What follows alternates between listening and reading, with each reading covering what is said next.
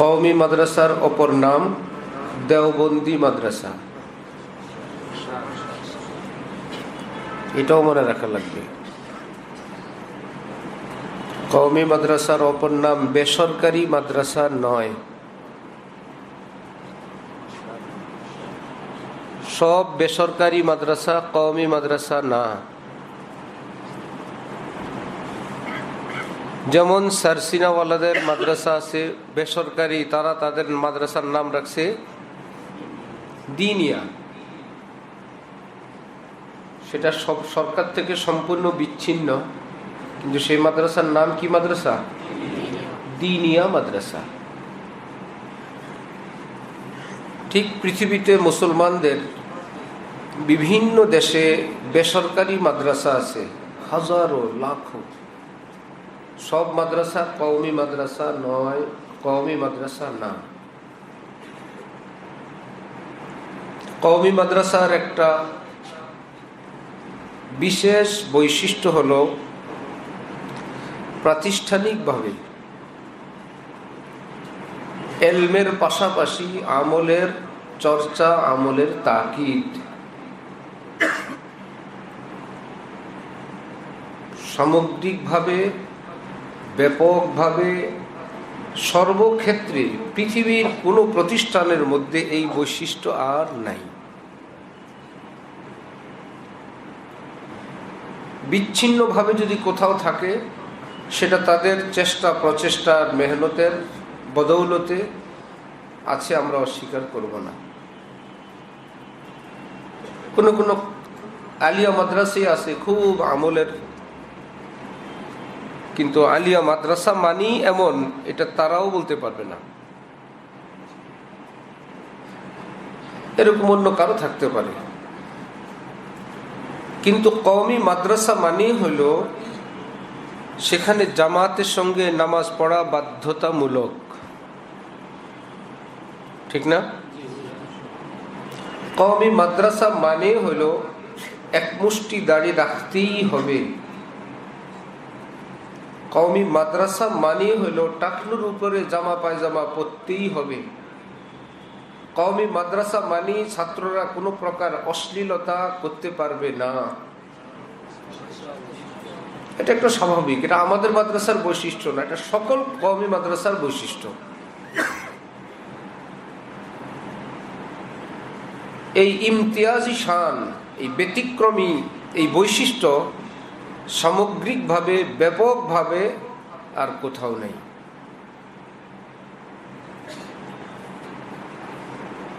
এইবার এই বৈশিষ্ট্য যে মাদ্রাসায় যারা, যে ওস্তাদ, যে ছাত্ররা এটাকে মজবুতভাবে ভালোভাবে ধরবে,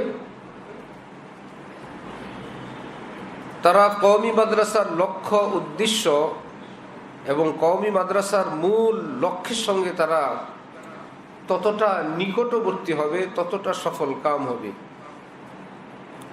যে যত দূরে যাবে সে নিজেও ক্ষতিগ্রস্ত হবে, অন্যদেরও ক্ষতিগ্রস্ত করবে।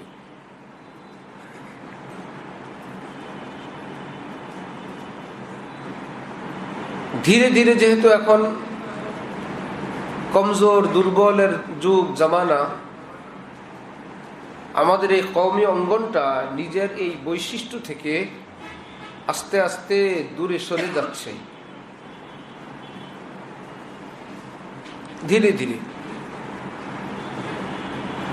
এক সময় আলিয়া মাদ্রাসার শিক্ষকরা সহ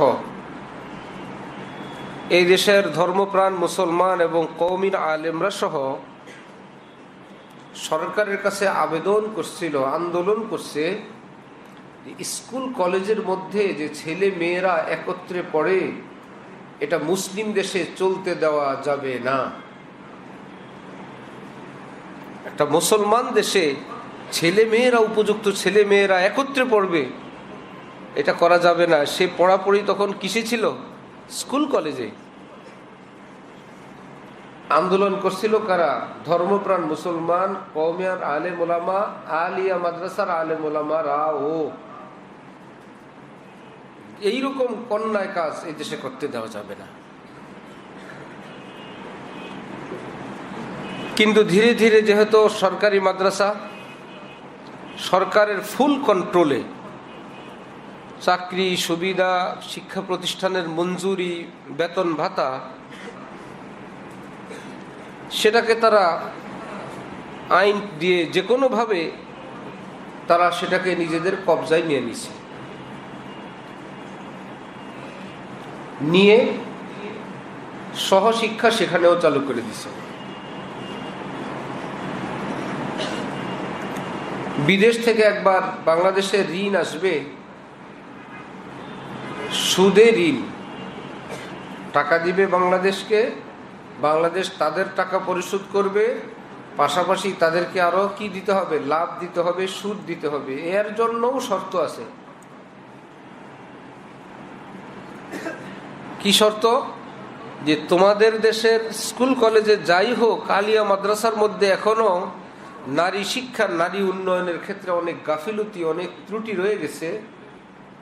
সেখানে এরকম মেয়েদের পড়ানোর ব্যবস্থা এটা সারা দেশে ঠিক করতে হবে। বিশেষ করে আলিয়া মাদ্রাসায় সব শিক্ষক, প্রথমে ছাত্র সঙ্গে ছাত্রী ঢুকছে, যখন ছাত্রী আসছে তখন বেশ কিছুদিন ছিল এমন সব শিক্ষকরা পড়াইতো ছেলেদেরকে আর মেয়েদেরকে। তখন বলা হলো এটা হবে না, শিক্ষক নিয়োগের ক্ষেত্রেও নারী শিক্ষিকা নিতে হবে।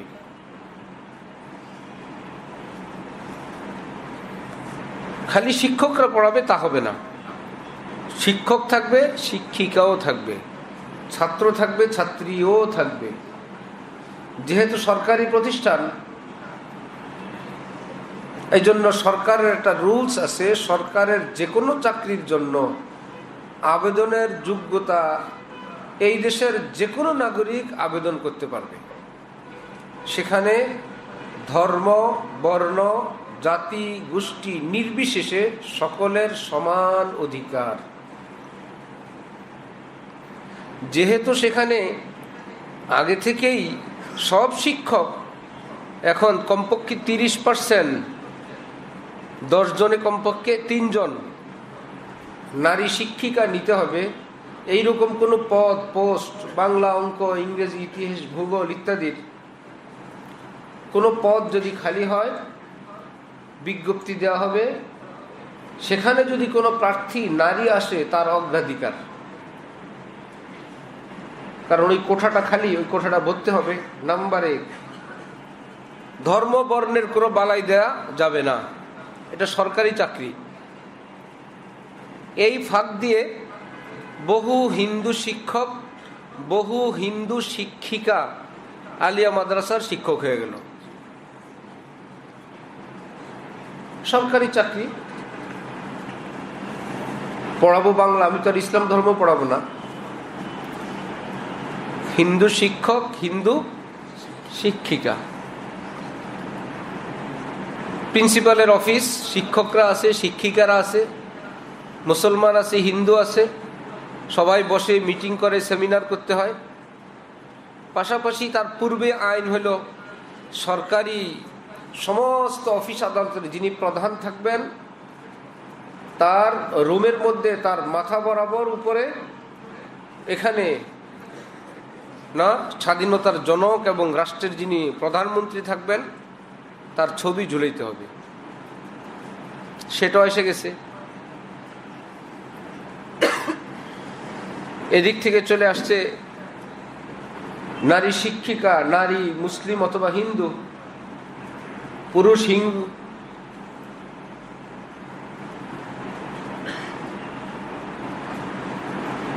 কিছুই করার থাকে নাই তাদের, অথবা করা সম্ভব হয় নাই পরিবেশ পরিস্থিতি এবং অনেক বিষয় বিবেচনায়।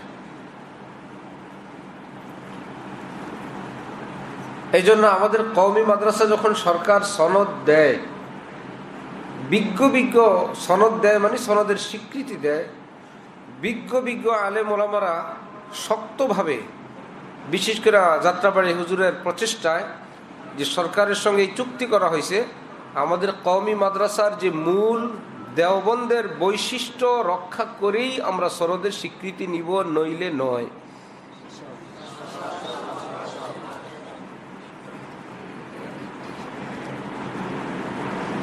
ছোটবেলা থেকে এবং নিজেদের স্বাতন্ত্র্য যদি নিজেরা না বুঝে,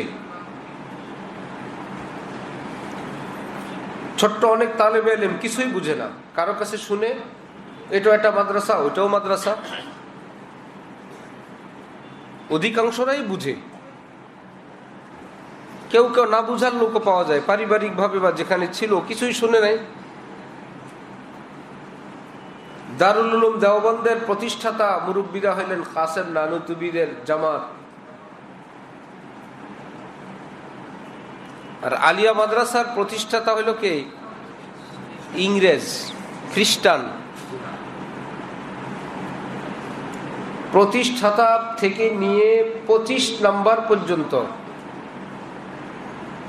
লাগাতারে প্রিন্সিপাল পরিচালক সব খ্রিস্টান ছিল। 1 নাম্বার থেকে নিয়ে কত নাম্বার? 25 নাম্বার পর্যন্ত। তখন তো তারা মুসলমানদেরকে দিছে যে দেখো তোমরা শিখো, সরকারি প্রতিষ্ঠান, আমরা পরিচালনায় আছি, এবং সেখানে সুন্দর সুন্দর সিলেবাস ছিল, এমনকি ওই সিলেবাস পড়ে ভালো ভালো আলেম হয়ে গেছে। উর্দু ছিল, ফার্সি ছিল, গোলিস্তা ছিল, সব ছিল। মুসলমানরা সহজ সরল বুঝতে পারে নাই। 25 নম্বরে অথবা 26 নম্বরে সর্বপ্রথম মুসলমান প্রিন্সিপাল। তার আগে তার শিক্ষা কারিকুলাম যা করার সব করে গেছে, সবকিছু তারা করছে। এটা তখনকার জন্য না, তখন ছিল সুন্দর মাদ্রাসা। আলিয়া মাদ্রাসা মানে একদম ভালো মাদ্রাসা ছিল, পড়া আছে, এলেম। ওই যে বললাম না, স্কুল কলেজের নারী শিক্ষা, তার বিরুদ্ধে তারা আন্দোলন করত। বাংলাদেশের হযরত মাওলানা আমিমুল এহসান সাহেব, এত বড় এক মানুষ, আলিয়ার পাল্লায় ওনাকে রাখলে ওনার বরাবর এই দিকে বহুত মানুষ লাগবে ওনার ওজন বরাবর করতে। আমাদের যে সরকারিভাবে নামাজের ক্যালেন্ডার টাইমের হযরত মাওলানা আমিমুল এহসান সাহেবের মুফতি আজম বলা হইত। মেহনত করে পড়ছেন, মুখলিসিন মুত্তাকিন ছিলেন যারা, বা এখনো আছেন, সেটা হলো পার্সোনাল ব্যাপার। আল্লাহ, এই কলিকাতা হেড অফিস ছিল আলিয়া মাদ্রাসার, এই জন্য বলতো কলকাতা আলিয়া, কলিকাতা। দেশ যখন ভাগ হয়ে গেল, ভারত পাকিস্তান হয়ে গেল, সব তো ছিল ভারত, তখন ভারত দেখলো এই আলিয়া মাদ্রাসা আমার এখানে রাখার তো দরকার নেই, বড় মুশকিল, মুসলমানরা আলাদা হয়ে গেছে, তাদের এই প্রতিষ্ঠান এখানে থাকবে কেন?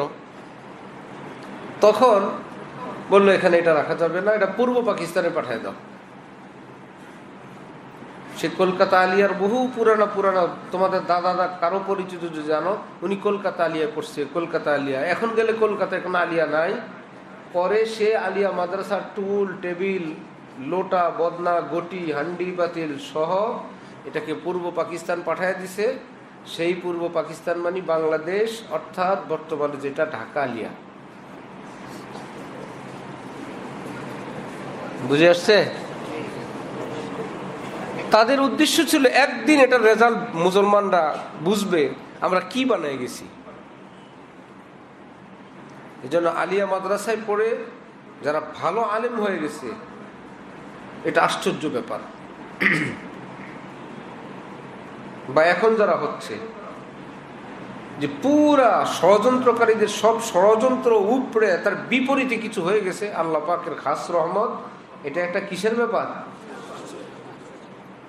ঠিক এমনি ভাবে কওমি মাদ্রাসায় পড়ে যে সব ফেরেশতা হয় তা না। কওমি মাদ্রাসায় পড়ে যারা এরকম বেনামাজি হয়, বদ্দিন হয়, এটাও আর একটা আশ্চর্যের ব্যাপার। বুঝো নাই? কওমি মাদ্রাসায় পড়ে এমন হবে, এটা কোত্থেকে আসছে, এটা কি? এই জন্য আমাদের সকলের এটা জানা থাকা দরকার, আমরা কওমি মাদ্রাসায় পড়ি। কওমি মাদ্রাসার অপর নাম দেওবন্দি মাদ্রাসা। দেওবন্দি মাদ্রাসা কাদের? কাসেম নানুতুবিদের, রশিদ আহমদ গঙ্গুহি, শেখুল ইসলাম হযরত হুসাইন আহমদ মাদানী, হাকিমুল উম্মত মাওলানা আশরাফ আলী থানভী, ইয়াকুব নানুতুবি, হজরত মাওলানা মামলুক আলী সাহেব, আল্লামা আনোয়ার শাহ কাশ্মীরি, মুফতি শফি সাহেব, কারি তৈয়ব সাহেব রহিমাহুমুল্লাহ। তাদের জীবনধারা, তাদের চাল চলন, তাদের দ্বীনি ব্যাখ্যা, তাদের ফতোয়া, তাদের তাফসীর, তাদের ফিকহ, এটা আমরা অনুসরণ করি। এই জন্য আমরা দেওবন্দি, আমরা ইমামে আজম আবু হানিফা রহমতুল্লাহ আলাইহির ব্যাখ্যা বিশ্লেষণ অনুসরণ করি। এই জন্য আমরা হানাফি। ঠিক আছে? ফিকহের ক্ষেত্রে আমাদের কোনো ব্যাখ্যা বিশ্লেষণ নাই। ইমাম আবু হানিফা যা করছেন তাই, তার উপরে কোনো ব্যাখ্যা চলবে না। ঠিক দ্বীনি বিষয়ে যদি সে হানাফি মাযহাবের কোনো বিষয়াদি যদি পৃথিবীর কেউ ব্যাখ্যা করে, আর আমাদের ওলামায়ে দেওবন্দ যদি কোনো ব্যাখ্যা করে, আমরা আমাদের ওলামায়ে দেওবন্দের ব্যাখ্যাই গ্রহণ